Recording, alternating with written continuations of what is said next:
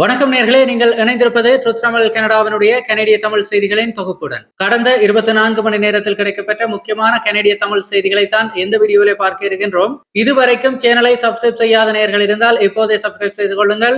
தற்போது விரிவான செய்திகளை பார்க்கலாம். முதலாவது விடயம், அதாவது கனடாவினுடைய பொருளாதாரத்தை வலுப்படுத்துகின்ற நோக்கிலே பிரதமர் மாக்கானி தலைமையிலான மத்திய லிபரல் அரசாங்கமானது தனது வசந்த கால பொருளாதார அறிக்கையை ஏப்ரல் 28, 2026 அன்று நாடாளுமன்றத்திலே தாக்கல் செய்தது. இந்த அறிக்கையின்படி நாட்டினுடைய பொருளாதார பற்றாக்குறை முந்தைய பட்ஜெட் கணிப்பான $65.3 பில்லியன் இருந்து சுமார் $11 பில்லியன் வரை குறையும் என்று மதிப்பிடப்பட்டிருக்கின்றது. இளைஞர்களிடையே நிலவுகின்ற வேலையின்மை மற்றும் நாட்டில் நிலவுகின்ற தொழிலாளர் பற்றாக்குறையை சமாளிக்கும் வகையில் ஆயிரக்கணக்கான புதிய தொழிலாளர்களை வேலைக்கு எடுக்கவும், அவர்களுக்கு பயிற்சி அளிக்கவும் திறன் மேம்பாட்டு திட்டங்களுக்கு, அதாவது ஸ்கில் ட்ரேட்ஸ் ட்ரைனிங்குக்கு பில்லியன் கணக்கான டாலர்ஸ் ஒதுக்கப்பட்டிருக்கின்றது. மேலும் நாட்டின் உட்கட்டமைப்பை மேம்படுத்தும் தேசிய கட்டமைப்பு திட்டங்களுக்காக $25 பில்லியன் முதலீட்டிலே கனடாவின் முதல் தேசிய இறையாண்மை செல்வ நிதி, அதாவது சவரின் வெல்த் ஃபண்ட் உருவாக்கப்பட்டிருக்கின்றது.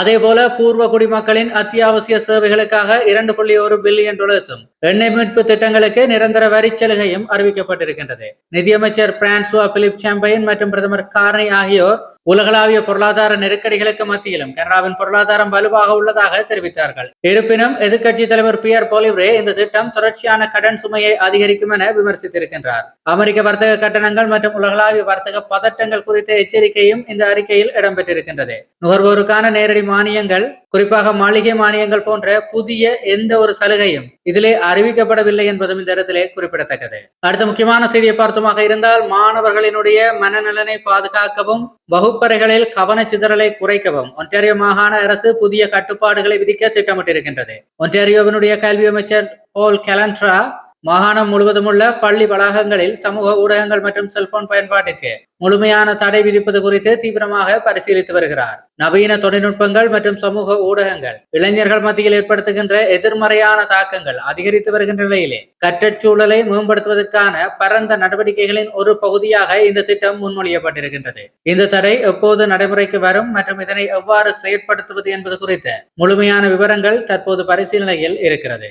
இதேவேளை செயற்கை நுண்ணறிவு துறையிலே கனடாவை முன்னணி நாடாக மாற்றுவதற்காக தேசிய AI வியூகத்தின் 6 முக்கிய தூண்களை மத்திய அரசாங்கம் அதிகாரப்பூர்வமாக வெளியிட்டிருக்கின்றது. பல மாதங்களாக தாமதமாகி வந்த இந்த திட்டமானது கனடியர்களை பாதுகாப்பது, AI தொழில்நுட்பத்தின் பயன்பாட்டை ஊக்குவிப்பது மற்றும் நிறுவனங்களின் வளர்ச்சியை அளவிடுவது ஆகியவற்றை உள்ளடக்கியது. செயற்கை நுண்ணறிவை நெறிமுறைகளுடன் உருவாக்குவதையும் அதன் மூலம் நாட்டின் பொருளாதார வளர்ச்சியை மேம்படுத்துவதையும் இந்த திட்டம் நோக்கமாக கொண்டுள்ளது. இந்த வியூகத்தின் முழுமையான செயற்பாடு மற்றும் அதனுடைய விவரங்கள், வழிமுறைகள் வருகின்ற மாதங்களில் வெளியிடப்படும் என எதிர்பார்க்கப்படுகிறது. அடுத்த முக்கியமான செய்தியை பார்த்தமாக இருந்தால், இன்டிமேட் பார்ட்னர் வயலன்ஸ், அதாவது கனடா முழுவதும் நெருக்கமான துணைவர் வன்முறைக்கு எதிரான சட்டங்களை கடுமையாக்குகின்ற நோக்கிலே கொண்டுவரப்பட்ட பெய்லிஸ் சட்டம் ஏப்ரல் 28, 2026 அன்று மக்கள் சபையிலே, அதாவது ஹவுஸ் ஆஃப் காமன்ஸிலே ஒரு முக்கிய தடையை தாண்டி ஒப்புதல் பெற்றிருக்கின்றது. பாதிக்கப்பட்டவர்களுக்கான பாதுகாப்பை அதிகரிக்கவும் வன்முறையில் ஈடுபடும் குற்றவாளிகளுக்கான தண்டனைகளை மேலும் கடுமையாக்கவும் இந்த மசோதா வழிவகை செய்கிறது.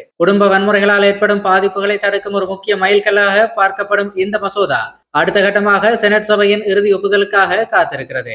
அடுத்த முக்கியமான செய்தியை பார்த்தமாக இருந்தால், அல்பர்டா மாகாணத்திலே ஆளும் ஐக்கிய கன்சர்வேட்டிவ் கட்சி, அதாவது UCP கட்சி தனது ஆட்சியின் 3ஆம் ஆண்டிலும் மக்களின் வலுவான ஆதரவை தக்க வைத்துள்ளது. பிரபல CBC செய்தி நிறுவனத்தினுடைய சமீபத்திய கருத்து கணிப்பின்படி பிரீமியர் டேனியல் ஸ்மித்தினுடைய தலைமைக்கு அமோகமான வரவேற்பு காணப்படுகிறது. இன்று ஒரு தேர்தல் நடந்தால் அதில் ஆளும் UCP கட்சி தனது பெரும்பான்மையை மேலும் அதிகரிக்கும் என அந்த அறிக்கை சுட்டிக்காட்டுகிறது. முன்னாள் பிரீமியரான ரால்ஃப் கிளீன் காலத்திற்கு பிறகு ஆளும் கட்சி ஒன்று இவ்வளவு நீண்ட காலத்துக்கு மக்களிடையே தேனிலவு கொண்டாடுவது இதுவே முதல் முறை என்று அரசியல் விமர்சகர்கள் கருத்துக்களை தெரிவித்துக் கொண்டிருக்கிறார்கள். இதேவேளை நேர்களே, கனடாவினுடைய பாதுகாப்பு துறையை மேலும் வலுப்படுத்தும் வகையிலே பெடரல் டிஃபென்ஸ் இன்வெஸ்ட்மெண்ட் ஏஜென்சிக்கு ஒரு பிரத்யேக அமைச்சர் நியமிக்கப்பட உள்ளார். வசந்த கால பொருளாதார அறிக்கையில் அறிவிக்கப்பட்டுள்ள பரந்த பாதுகாப்பு கொள்கை மாற்றங்களின் ஒரு பகுதியாக இந்த நிறுவனத்திற்கு கூடுதல் சுதந்திரமும் தன்னாட்சி அதிகாரமும் வழங்கப்பட உள்ளது. இதன் மூலம் பாதுகாப்பு துறைக்கான முதலீடுகள் மற்றும் திட்டங்கள் எவ்வித தடையுமின்றி விரைவாக செயற்படுத்தப்படும் என்று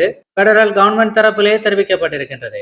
அடுத்த முக்கியமான செய்தியை பார்த்தமாக இருந்தால், கியூபெக் மாகாணத்தில் புதிய ஜனநாயக கட்சி, அதாவது NDP கட்சி வசம் உள்ள ஒரே ஒரு நாடாளுமன்ற உறுப்பினர் பதவியை பாதுகாப்பதில் உறுதியாக உள்ளதாக தலைவர் ஜக்மீத் சிங் தெரிவித்திருக்கின்றார். அலெக்சாண்டர் பவுலரிஸ் வகித்து வருகின்ற இந்த MP பதவியை சுற்றி கட்சிக்குள் பல உள் விவாதங்களும் சவால்களும் நிலவி வருகின்ற நிலையிலே கியூபெக்கில் கட்சியின் பிரதிநிதித்துவத்தை விட்டுக் கொடுக்க போவதில்லை என்று ஜக்மீத் சிங் சூளுரைத்திருக்கின்றார். இதேவேளை பருவகால கடிகார மாற்றங்களை முடிவுக்கு கொண்டு வந்து நிரந்தர பகல் நேரத்தை அமல்படுத்த அல்பர்டா மாகாண அரசு திட்டமிட்டிருக்கின்றது. அரசின் இந்த முடிவு சிறு வணிகர்கள் மத்தியில் பெரும் விவாதத்தையும் கவலைகளையும் ஏற்படுத்தி இருக்கின்றது. நிரந்தர பகல் நேரம் வணிக செயற்பாடுகள், உற்பத்தி திறன் மற்றும் அன்றாட வணிக செலவுகளில் எத்தகைய தாக்கங்களை ஏற்படுத்தும் என்பது குறித்து வணிகர்கள் கேள்வி எழுப்பியிருக்கிறார்கள். இது தொடர்பான விரிவான கலந்தாய்வுகள் தொடர்ந்து நடைபெற்று வருகிறது.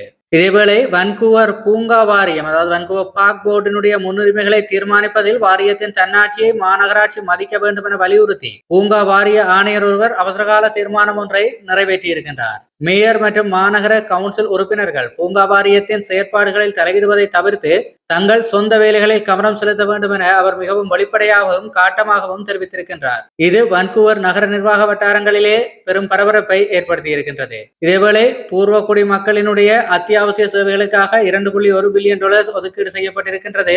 குறிப்பாக விமானம் மூலம் மட்டுமே செல்லக்கூடிய தொலைதூர வடக்கு சமூகங்களின் வாழ்வாதாரத்தை மேம்படுத்தவும் அவர்களுக்கு தேவையான விரிவான ஆதரவு திட்டங்களை செயற்படுத்தவும் இந்த நிதி முக்கியமாக பயன்படுத்தப்பட இருக்கின்றது. இது பூர்வீக மக்களினுடைய, அதாவது ஃபர்ஸ்ட் நேஷன்ஸினுடைய நீண்டகால கோரிக்கைகளுக்கு செவிசாய்க்கும் ஒரு நகர்வாக பார்க்கப்படுகிறது.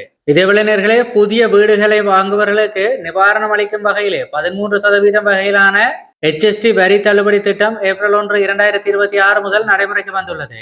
இது புதிய வீடு வாங்குபவர்களுக்கு மிகப்பெரிய நிம்மதியை அளிக்கும் என்று எதிர்பார்க்கப்பட்டாலும் ஒன்டாரியோ மாகாண அதிகாரிகளிடமிருந்தும் மத்திய அரசிடமிருந்தும் இந்த திட்டத்தின் வழிகாட்டுதல்கள் மற்றும் முழுமையான விதிமுறைகள் இன்னும் தெளிவாக வெளியிடப்படவில்லை. இதனால் பல வீடு வாங்குபவர்கள் இந்த தள்ளுபடியை எவ்வாறு பெறுவது என்று குழப்பத்திலே காத்துக் கொண்டிருக்கிறார்கள். இதேவேளை லம்ப்டன் காலேஜ் படுகொலை சம்பவம் தொடர்பாக அந்த கொலை வழக்கிலே தீவிரமாக தேடப்பட்டு வந்த சந்தேக நபர் ஒருவரை சாரணியா காவல்துறை வெற்றிகரமாக கைது செய்துள்ளது. நீண்டகட்ட விசாரணை மற்றும் தீவிர தேடுதலுக்கு பிறகு குற்றவாளியை பிடித்திருப்பதை உறுதி செய்திருக்கின்ற காவல்துறை நாங்கள் அவனை பிடித்து விட்டோம் என அதிகாரப்பூர்வமாக அறிவித்துள்ளது. கைது செய்யப்பட்ட நபர் மீதான குற்றச்சாட்டுகள் அனைத்தும் தற்போது ஆரம்ப கட்டத்திலேயே இருக்கின்றது. இவை நீதிமன்றத்திலே இன்னும் நிரூபிக்கப்படவில்லை என்பதும் குறிப்பிடத்தக்கது. இதேவேளை பெர்த் நகரிலே இருக்கின்ற ஒரு பூங்காவிலே ஒட்டாவாவை சேர்ந்த நபர் ஒருவர் மர்மமான முறையிலே சடலமாக கண்டெடுக்கப்பட்டுள்ளார். இந்த சம்பவம் ஒரு கொலையாக இருக்கலாம் என்ற கோணத்திலே போலீசார் தீவிர விசாரணைகளை முன்னெடுத்திருக்கிறார்கள். இந்த கொடூர கொலை தொடர்பாக 2 சந்தேக நபர்களை காவல்துறை தற்போது வலை வீசி தேடி வருகிறது. குற்றவாளியை கண்டறிய பொதுமக்களின் உதவியையும் போலீசார் நாடியிருக்கிறார்கள். இதேவேளை பிரம்டன் பகுதியில் இருக்கின்ற ஒரு வீட்டின் வாகன நிறுத்துமிடத்திலே நிறுத்தி வைக்கப்பட்டிருந்த டவ் ட்ரக் ஒன்று நள்ளிரவில் வேண்டுமென்றே தீ வைத்து எரிக்கப்பட்டிருக்கின்றது. வாகனத்தை இழுத்துச் செல்லும் டவிங் இண்டஸ்ட்ரி துறையில் செயற்பட்டு வருகின்ற நிறுவனங்களுக்கு இடையிலே நிலவுகின்ற தொழில் ரீதியான மோதல்களின் தொடர்ச்சியாகவே இந்த சம்பவம் அரங்கேறியிருக்கலாம் என சந்தேகிக்கப்படுகிறது. இந்த சதி செயல் மற்றும் தீ வைப்பு சம்பவம் தொடர்பாக உள்ளூர் காவல்துறை வழக்கு பதிவு செய்து தீவிர விசாரணைகளை முடுக்கிவிட்டிருக்கிறது. இதேவேளை டொரண்டோ நகரின் மைய பகுதியிலே இருக்கின்ற கட்டிடம் ஒன்றிலே லித்தியம் அயன் பேட்டரி வெடித்ததிலே பயங்கர தீ விபத்து ஏற்பட்டிருக்கின்றது. தகவல் அறிந்து சம்பவ இடத்துக்கு விரைந்த தீயணைப்பு வீரர்கள் தீயை மிக விரைவாக கட்டுக்குள் கொண்டு வந்தனர். இந்த சம்பவத்திலே அதிர்ஷ்டவசமாக யாருக்கும் எந்த காயமும் ஏற்படவில்லை என்று தீயணைப்புத்துறை தலைவர் ஜிம் ஜோசப் உறுதிப்படுத்தியிருக்கின்றார். மேலும் தீ பெரிய அளவிலே பரவாமல் தடுக்கப்பட்டதற்காக அவர் தனது குழுவினருக்கு நன்றியையும் தெரிவித்தார். நிச்சயமாக நேயர்கள் இந்த விடத்திலே கவனமாக இருக்க வேண்டும். உங்கள் தொலைபேசி பேட்டரிகள் தொடங்கி பெரும்பாலான மின்னணு சாதனங்களிலே லித்தியம் அயன் பேட்டரிகள் தற்போது பயன்படுத்தப்படுகிறது. பாதுகாப்பான முறையிலே அவற்றை நீங்கள் சார்ஜ் செய்யாமல் விட்டாலோ அல்லது போலியான சார்ஜர்களை பயன்படுத்தினாலோ அவை வெடித்து தீப்பற்றுவதற்கான வாய்ப்புகள் மிக அதிகமாக இருக்கின்றது. ஆகவே முடிந்த அளவிற்கு நீங்கள் சுய நினைவோடு இருக்கின்ற போது மட்டுமே உங்கள் தொலைபேசிகளை சார்ஜ் போடுங்கள். ஒருபோதும் நித்திரையின் போது சார்ஜ் போடுவதை தவிர்ப்பது சிறந்ததாக இருக்கும். இத்துடன் இன்றைய நாளுக்கான செய்திகளினுடைய தொகுப்பு முடிவுக்கு வருகிறது. நேயர்களே, ஏராளமான வேலைவாய்ப்பு செய்திகளும் இருக்கின்றது. அவற்றை நம்முடைய வாட்ஸ்அப் குழுவிலே வெளியிட்டு இருக்கின்றோம். கனடாவிலே வேலை தேடிக்கொண்டிருக்கின்ற, அதாவது கனடாவிலே தற்போது இருந்து வேலை தேடிக்கொண்டிருக்கின்ற நேயர்கள் நம்முடைய கனடிய வேலைவாய்ப்பு செய்திகளுக்கான வாட்ஸ்அப் குழுவிலும் இணைந்து கொள்ளலாம். அதே போல கனடிய செய்திகளை உடனுக்குடன் பெற்றுக்கொள்ள கனடிய செய்திகளுக்கான வாட்ஸ்அப் குழுவிலே இணைந்து கொள்ளுங்கள். இணைவதற்கான இணைப்புகள் கீழே டிஸ்கிரிப்ஷனிலும் அதே போல முதலாவது கருத்துறையிலும் கொடுக்கப்பட்டிருக்கின்றது. மீண்டும் ஒரு வீடியோவுடன் சந்திப்போம். நன்றி நேயர்களே. சேனலை சப்ஸ்கிரைப் செய்திருப்பதை மறந்து விடாதீர்கள்.